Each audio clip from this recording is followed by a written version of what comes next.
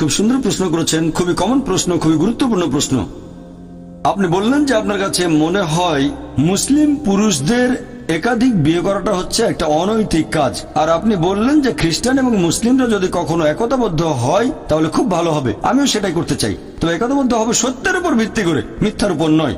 কোরআন হচ্ছে এই পৃথিবীর বুকে একমাত্র ধর্মগ্রন্থ যেটা বলছে মাত্র একটা বিয়ে করো।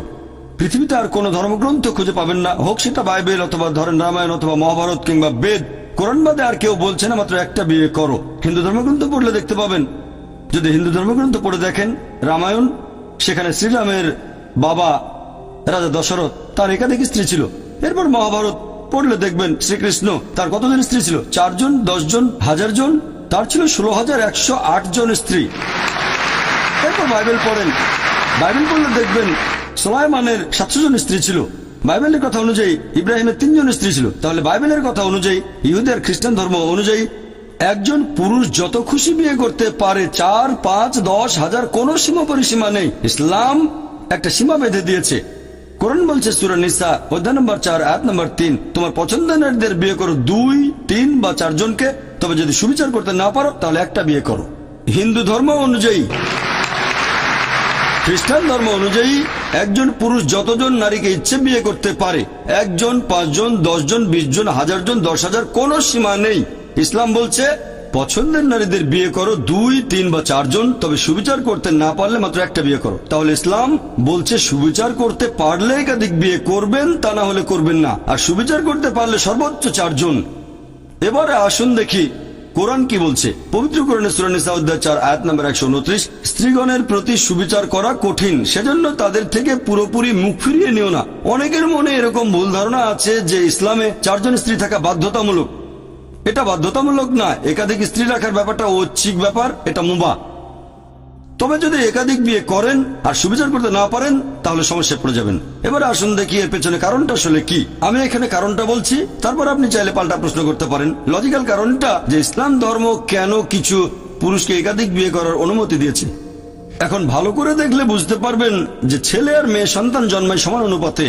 তবে শিশু বিশেষজ্ঞদের জিজ্ঞেস করে জানতে পারবেন, শিশুদের রোগের উপর যারা বিশেষজ্ঞ তারা এটা বলবেন যে মেয়ে শিশুরা ছেলে শিশুর চেয়ে রোগ জীবাণুকে ভালোভাবে প্রতিরোধ করতে পারে, তাই শিশুকালে মেয়েদের তুলনায় বেশি ছেলে শিশু মারা যায়। তারপরে সময় বয়ে যায়, মানুষ মারা যায় ধূমপানের কারণে, তারপর মারা যায় বিভিন্ন রকম অসুখ বিসুখে, মারা যায় মদ পানের কারণে, মারা যায় যুদ্ধে, অ্যাক্সিডেন্টেও মারা যায়। এসব জায়গায় তো মহিলাদের চেয়ে বেশি পুরুষ মারা যায়। যদি এখনকার দিনের পৃথিবীর দিকে তাকান, পৃথিবীতে এখন মহিলাদের সংখ্যা পুরুষদের চেয়ে অনেক বেশি, পুরুষের তুলনায় মহিলার সংখ্যা বেশি। তৃতীয় বিশ্বের কিছু দেশ এটার ব্যতিক্রম, যেমন আমার নিজের দেশ ভারত, সেখানে মহিলাদের সংখ্যা পুরুষদের চেয়ে কম। এটার প্রধান কারণ হলো মেয়ে ভ্রূণ হত্যা করা আর মেয়ে শিশু হত্যা করা। যদি মেয়ে ভ্রূণ আর মেয়ে শিশু হত্যা করার মতো অশুভ কাজটা বন্ধ করা হয় তাহলে ভারতেও একসময় মহিলার সংখ্যা অনেক বেশি হয়ে যাবে পুরুষের তুলনায়। এখনকার পরিসংখ্যান অনুযায়ী শুধু নিউ ইয়র্কে পুরুষের তুলনায় মহিলার সংখ্যা বেশি প্রায় 10 লক্ষ। শুধুমাত্র আমেরিকাতে পুরুষের তুলনায় মহিলাদের সংখ্যা বেশি 78 লক্ষ। শুধু জার্মানিতে পুরুষের চেয়ে মহিলা বেশি 50 লক্ষ। শুধু যুক্তরাজ্যে পুরুষের তুলনায় মহিলা বেশি 40 লাখ। শুধু রাশিয়ায় পুরুষের চেয়ে মহিলা বেশি 90 লাখ। আর এটা আল্লাহ শুধু ভালো জানেন পুরো পৃথিবীতে পুরুষের তুলনায় মহিলার সংখ্যা কতজন বেশি। আর ধরেন তর্কের খাতিরে আপনার কথা মেনে নিলাম যে একজন পুরুষ মাত্র একজন মহিলাকে বিয়ে করবে। আর ধরেন আমার বোন থেকে আমেরিকায় আর সেখানে সব পুরুষ বিয়ে করে ফেলেছে, অথবা ধরেন আপনার বোন থেকে আমেরিকায় আর সব পুরুষই সেখানে বিয়ে করে ফেলেছে। প্রত্যেক পুরুষ একজন করে মহিলাকে বিয়ে করেছে। তারপরও আমেরিকাতে 78 লক্ষ মহিলা থাকবে যারা পাবে না জীবন সঙ্গী। তখন এই 78 লক্ষ মহিলার সামনে যে পথটা খোলা থাকবে যে হয় তারা এমন কাউকে বিয়ে করবে যার একজন স্ত্রী আছে, নয়তো হবে জনগণের সম্পত্তি। লোকে হয়তো বলবে জনগণের সম্পত্তি? ভাই জাকির, এটা তো কঠিন কথা। এটাই সবচেয়ে ভদ্র ভাষা যেটা আমি বলতে পারি। এর চেয়ে ভদ্র ভাষা আমার জানা নেই। হয় একজন পুরুষকে বিয়ে করেন যার একজন স্ত্রী আছে, নয়তো হবেন জনগণের সম্পত্তি, আর কোনো উপায় নেই।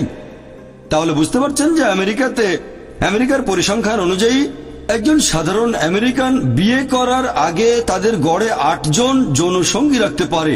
কারো হয়তো 2 জন, কারো 10 জন, কারো বা 20 জন। বিয়ে করার আগে গড়ে 8 জন যৌনসঙ্গী থাকে। আর আপনি চাইলে যতজন খুশি রক্ষিত রাখতে পারেন, 1 জন, 10 জন, 20 জন, কোনো সমস্যা নেই। তবে আইনসঙ্গতভাবে একাধিক স্ত্রী তারা হজম করতে পারে না। যে কোনো ভদ্রমহিলাকে জিজ্ঞেস করেন, যদি কেউ একজন পুরুষের আইনসম্মত দ্বিতীয় স্ত্রী হয় সে নিরাপত্তা পাবে, সম্মান পাবে, তার অধিকারগুলো পাবে। আর রক্ষিতা হলে সেখানে কোনো সম্মান নেই, কোনো অধিকার নেই, তাকে নিচু করা হয়েছে। তাহলে ইসলাম মানবজাতির সমস্যাগুলোর সমাধান দেয়। বর্তমানে পৃথিবীতে পুরুষের চেয়ে মহিলার সংখ্যা অনেক বেশি। আমার মতে ইসলাম ধর্ম কিছু পুরুষকে একাধিক বিয়ে করার অনুমতি দিয়েছে যাতে করে মহিলারা ভদ্রভাবে থাকতে পারে, তা না হলে এটা সম্ভব নয়। আমি আপনার সঙ্গে একমত, আপনার কথাটা আমি মানিব যে একজন মহিলা তার স্বামীকে শেয়ার করতে চাইবে না। আমি আপনার সঙ্গে একমত, মহিলারা স্বামীকে শেয়ার করতে চাইবে না কখনোই। আর সাধারণ পরিস্থিতিতে কোনো মহিলা চাইবে না যে তার স্বামী আরেকটা বিয়ে করুক। তবে ইসলামিক শরিয়া বলছে একটা বড় ক্ষতি ঠেকানোর জন্য ছোট ক্ষতি হওয়া ভালো। একজন ভালো মুসলিম মহিলা যে পৃথিবীর অবস্থা জানেন, সেই ছোট ক্ষতি মেনে নিতে আপত্তি করবে না। মানে স্বামীকে শেয়ার করা যাতে বড় ক্ষতি ঠেকানো যায়, অর্থাৎ আরেকজন বোনকে যেন জনগণের সম্পত্তি না হতে হয়। হ্যাঁ বোন, আর কিছু বলবেন? আমি এটাকে অনৈতিক বলছি, কারণ যে মহিলার একাধিক পুরুষ সঙ্গী থাকে সে একজন খারাপ মহিলা, কিন্তু একজন পুরুষের একাধিক স্ত্রী থাকলে সেখানে কোনো সমস্যা নেই, তাই না? এই প্রশ্নটা খুব সুন্দর বোন। আপনি প্রশ্ন করলেন যে কোন পুরুষের একাধিক স্ত্রী থাকলে সে কি ভালো মানুষ? না, একজন পুরুষের একাধিক স্ত্রী থাকলে কোনো সমস্যা নেই, তবে একাধিক স্ত্রী থাকলেও সে খারাপ হতে পারে। যেমন ধরেন আমেরিকায় কারো রক্ষিতা আছে হয়তো 4 জন 5 জন অথবা 10 জন, এমনকি ভারতেও সে একজন ভালো লোক না। তবে সে যদি হয় আইনসম্মত স্ত্রী, যদি সে বিয়ে করে, বিয়ের সময় তাকে প্রাপ্য অধিকারগুলো দেওয়া হবে, মোহর দেওয়া হবে, একই সময় সুবিচার করা হবে, তাহলে সে ভালো মানুষ। তবে আপনার পাল্টা প্রশ্ন যে মহিলারা কেন একাধিক পুরুষকে বিয়ে করতে পারে না, ঠিক এটাই তো আপনার প্রশ্ন, যে মহিলারা কেন একাধিক বিয়ে করতে পারে না। তো আসলে আমি বলতে চাচ্ছি, যদি মহিলাদের সংখ্যা কমে যায় আর পুরুষের সংখ্যা বেড়ে যায়, তাহলে একজন মহিলার 2-3 জন স্বামী থাকতে পারে। সুন্দর প্রশ্ন করেছেন যে যদি এরকম হয়, তবে আল্লাহ সুবহানাহু ওয়া তাআলা আমাদের সৃষ্টিকর্তা, তিনি অনেক ভালো জানেন আমাদের চেয়ে, তিনি আমাদের স্রষ্টা। এখানে কারণটা হচ্ছে আল্লাহ মহিলাদের শক্ত করে বানিয়েছেন। মহিলারা মেডিকেলি পুরুষের চেয়ে অনেক বেশি শক্ত, এটা কি জানেন? আমি একজন মেডিকেল ডাক্তার। মেডিকেলি মহিলারা পুরুষের চেয়ে অনেক বেশি দিন বাঁচে। আমরা ভাবি পুরুষের শক্তি বেশি, শরীরের জোরটা একটু বেশি, তবে মেডিকেলি মহিলাদের শক্তি বেশি, মহিলারা অনেক দিন বেশি বাঁচে।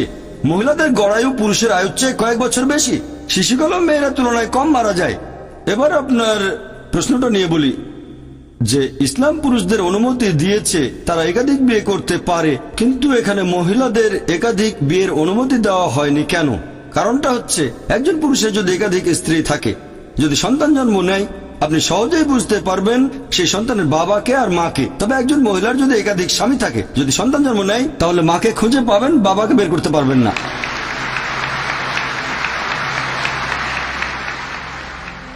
তারপর সন্তানকে স্কুলে ভর্তি করতে যাবেন, এর বাবার নাম কি? তখন হয়তো দুটো নাম দিতে হবে। এখন মেডিকেল বিজ্ঞান অনেক উন্নত হয়েছে, যেমন ডিএনএ, জেনেটিক কোডিং, এখন বলতে পারবো বাবাকে আর মাকে। এখন সেটা আগে সম্ভব ছিল না। ইসলাম পৃথিবীতে আছে স্মরণাতীতকাল থেকে, এটা একমাত্র কারণ নয়, এছাড়াও আরো কিছু কারণ আছে। প্রাকৃতিকভাবে মহিলাদের তুলনায় পুরুষের যৌনতারণা বেশি। তৃতীয়ত, একজন পুরুষ একাধিক স্ত্রী নিয়ে থাকতে পারবে, কিন্তু মহিলাদের জন্য একাধিক স্বামী থাকাটা কঠিন হবে, কারণ মহিলাদের মাসে রজস্রাব হবে, এমন সময় মানসিকতা বদলে যেতে পারে। এসব কারণে একাধিক স্বামী রাখাটা কঠিন হয়ে যাবে। এছাড়াও এখনকার দিনের বিজ্ঞান আমাদের বলে যে একজন পুরুষের যদি একাধিক যৌনসঙ্গী থাকে আর তাদের প্রতি বিশ্বস্ত থাকে, যেমন একজনের যদি একাধিক স্ত্রী থাকে, একাধিক যৌনসঙ্গী থাকে, আর তারা সবাই যদি একে অন্যের প্রতি বিশ্বস্ত থাকে, তাহলে সেই পুরুষের অথবা সেই মহিলার কোন রকম যৌনবাহিত রোগ হবে না। তবে একজন মহিলার যদি একাধিক যৌনসঙ্গী থাকে, যদি তার একাধিক স্বামী থাকে, তাহলে তাদের যৌনবাহিত রোগ হবে।